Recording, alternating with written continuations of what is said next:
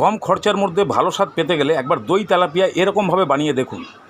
মাছটাকে নুন হলুদ দিয়ে ভালো করে মাখিয়ে নিন, কড়াইতে তেল গরম করুন আর এক এক করে ছেড়ে দিন। উল্টে পাল্টে লাল লাল করে একটু ভেজে নিন, বাস ভাজার পরে এগুলোকে তুলে নিন।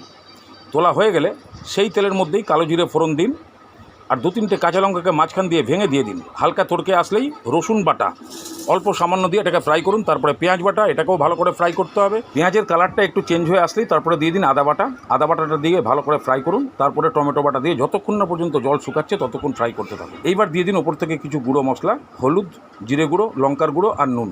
সামান্য জল দিয়ে এটাকে ভালো করে কষান। কষাতে যখন মশলা থেকে তেল ছাড়তে শুরু করবে তখন ফেটিয়ে রাখা দইটা দিন। গ্যাসের ফ্লেমটাকে লো করে দিয়ে দইটাকে মশলার সঙ্গে ভালো করে মিক্স করে নিন। এবার মশলা থেকে তেল ছাড়তে শুরু করলে প্রয়োজন মতো জল দিয়ে একটা ঢাকনা দিন।